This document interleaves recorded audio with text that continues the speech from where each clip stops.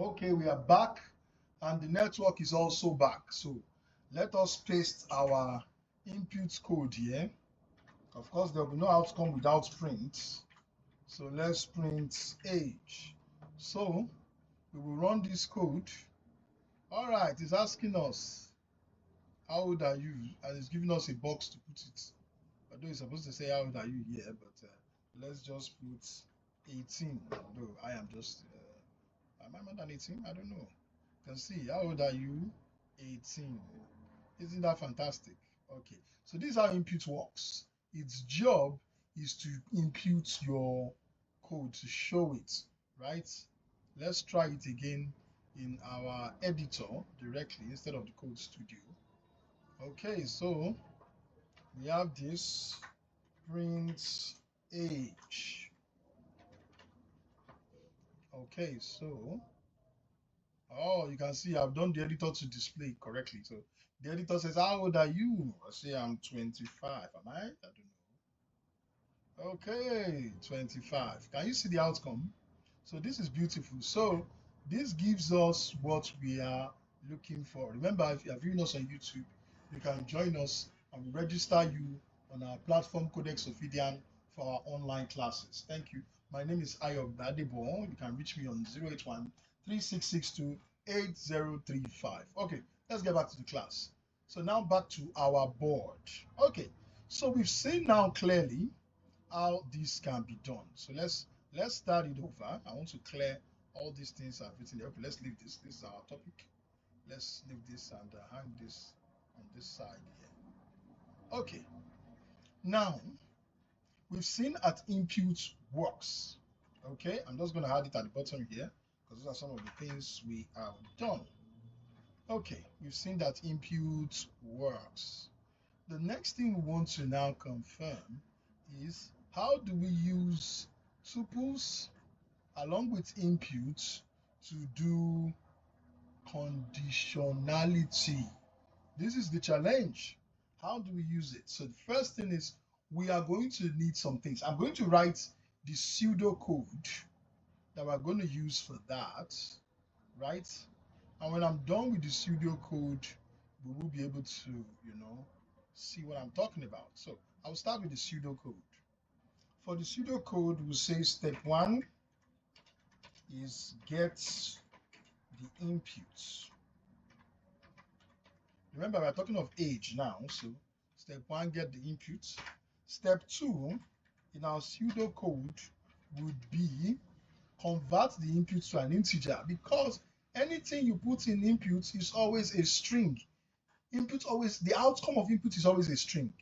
Do you understand? So when you have gotten the output and it has entered that variable, you need to convert the content of that variable into an integer.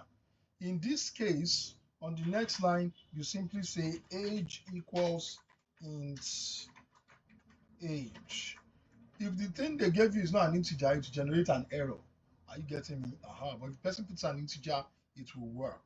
So we will still work on error capturing later, much later in our training. Okay, all right. All right, now step 2 is convert the inputs to an integer. That's step 2. All right. Let's see what step 3 will be. In step 3, you are going to create what we call your conditional tuple. The conditional tuple, or we should say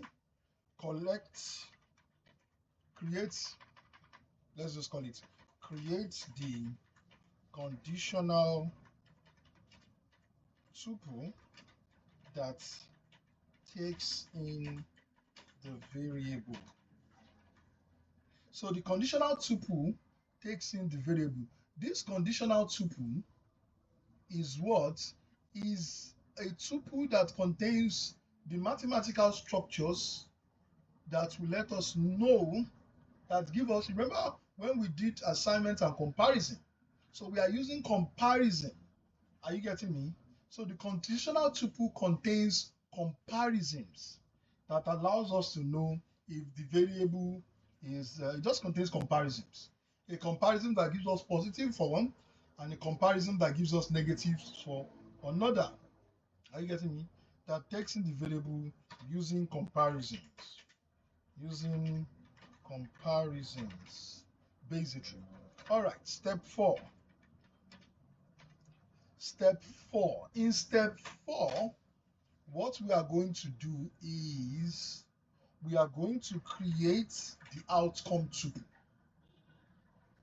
Create the outcome tuple. Now, there is one thing about the outcome tuple and the conditional tuple. Their structures must be exactly the same. Their structures must be exactly the same.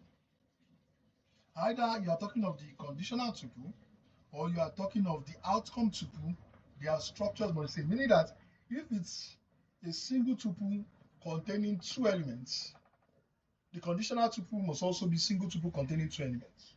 If the conditional tuple is single tuple containing 2 elements, the outcome tuple must also be single tuple containing 2 elements. If the conditional tuple is a multiple tuple, a nested tuple containing 2 tuples containing 2 elements each, the other one must also be the same, the outcome tuple, so that you can navigate towards your answer. Is that clear? Okay, no problem. So let's go ahead. Let's go ahead. So now we are going to go ahead to the next step. After you've created the outcome tuple, step 5 will be to pick the true index. Now I'm going to put true in a string because it's not really have a meaning here, but what it means is that whatever condition gives us true, we can pick the index easily. And you've done indexing, so if you remember your indexing, you know how to extract the index of an element from a tuple. All right, so we'll quickly do a kind of quick recap of that before we proceed on indexing. And then step 6. In step 6, you are going to continue and let me see. You pick the true index, and step 6, you will pick, you will use the true index. Sorry about that. You will use the true index, or let me just say, use the index to pick the right outcome. Simple as ABC. To pick the right outcome. I'm going to introduce some more steps before we create the conditionality tuple, the conditional tuple. Step 3 here, or step 2b, will be to itemize the conditions as variables or in variables. Itemize the conditions in variables. Then outcome tuple, step 3b, will be to what? Step 3b will be to itemize the outcomes as variables. The reason is because we'll be reusing most of those variables when we are doing our true index and using our index to pick our outcome. There'll be a lot of reuse.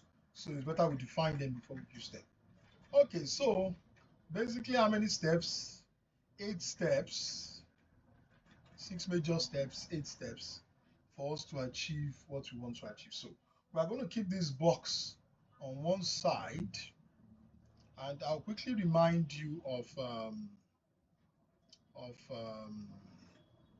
what's it called?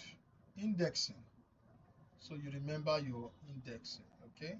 All right, so let's quickly go to our board and see if we can do some indexing here. So indexing, let's say we have a tuple containing 2, 4, 6, 8, right? And I want to print the index of 8. So I'll just say print a dot index 8. Is that clear? So if we run this code, you can see it's telling us 3, 0, 1, 2, 3. Can you see you got the perfect index? So that's indexing. For those of you who have forgotten your indexing, okay. So now let us proceed to write our code. Okay, so remember our question, our goal, we have deleted the goal. So I'm going to rewrite the goal up above here. I'm going to extend this a little so that we can write our goal here. Okay, so our goal is to determine if a person's age is above or below 20. So that's our goal. Okay, that's our goal. Okay, now let's move out of there and try to achieve this goal using this pseudo code. Using this what? Pseudo code. All right. Okay, let's proceed together. Okay, so let's create a text box where we are going to do this magic. All right, step one is to get the input. So I will use, I can use what I have before. That's this age input. How old are you? This one is okay. So I will use this. So that's my step one. All right. Okay, let's drag to this side so that it doesn't collide with this one. I can always just shorten this one a bit. Yeah. And we'll take it up so that we can still see everything. All right. So that allows us to extend this one a little, which is good. So age is how old are you? Now remember, the second step says convert. The first step says get the input. We've gotten that. And we've stored it in age. The second one says convert the input to an integer. So age equals int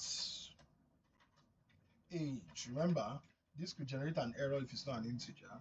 So the person will correct themselves, or we will be catching the error in an advanced class.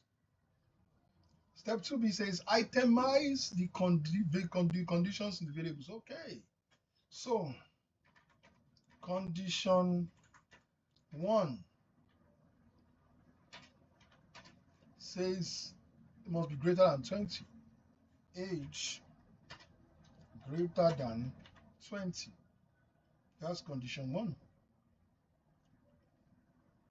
Either greater than 20 or less than 20, of course, or equal to 20 will be there, less than or equal to 20. Okay, to cover all the numbers so that we don't generate another error where there's no number to cover. Okay. Okay, so our page is refreshing now. Refreshing.